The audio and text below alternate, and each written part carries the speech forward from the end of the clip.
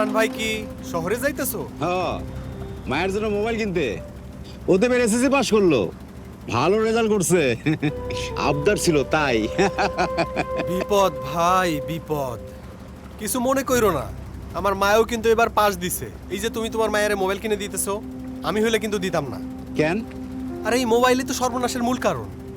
আর এখনকার পোলা মাইয়েরা 24 ঘন্টা মোবাইলের মধ্যে মুখ গুইজে পড়ে থাকে। কি করে, কার লগে কথা কয়, কিছুই টের পাওয়া যায় না।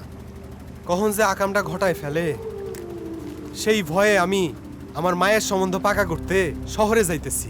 ভালো একটা সম্বন্ধ আইছে, পোলা বাহারাইন থাকে।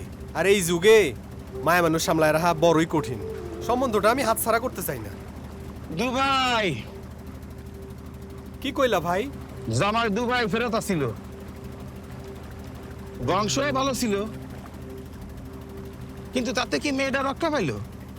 অল্প বয়সে ফুয়াতি এলো, শরীর ফুয়াতির ভর নিতে পারিনি। মা সন্তানের দুজনই কবর খুঁড়ে আসলাম।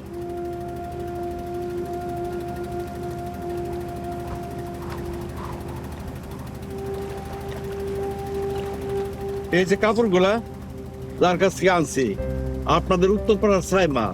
হ্যাঁ, ওই সামাদে মায়া। বয়স কত হইব? এই 22 কি 23। এই বয়সে ওরা আমদানে 8টা মায়ের কাম করে। মায়ের আজকাল কি না পারে কোন। আর এই যে শারমিন, ও আমার দোকানের কাপড়ের ছবি তুলে অনলাইনে দেয়, সব থেকে অর্ডার আসে। আমি এইসব বুঝি না, ওই সব সামলা। জয়নাল চাচার প্রোডাক্ট বিক্রি কইরা কিছু কমিশন পাই, সেখান থেকে নিজের পড়ালেখার খরচও চালাই।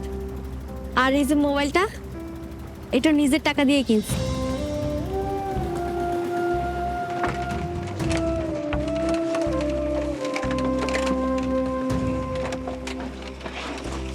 ভাই, আমি তোমার দুশ্চিন্তাটা বুঝি ভাই। কম বয়সে বিয়ার কারণে কি ক্ষতি হতে পারে, এইটা ওদের বোঝানোর দায়িত্ব আমাদের সবার। যাই ভাই, আপনি যাবেন না?